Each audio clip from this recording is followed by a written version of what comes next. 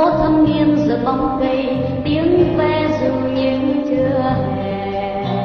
Và nhớ những công viên vừa mới xây, bước chân em chưa mòn lối. Ôi nhớ hương xoay khóc, nơi khóc rùa tiếng soi bóng. Thành phố tăng lao khổ nước non tiếng, còn lắm đâu đây dấu xưa oai hùng. Hà Nội ơi, nhớ những cơn mưa dài cuối đông, áo chân chưa ấm thân mình. Và nhớ lúc bóng rơi như chiến tranh, đất rung ngòi tàn gạch nát. Em vẫn là xe ra phố, anh vẫn tìm âm thanh mới.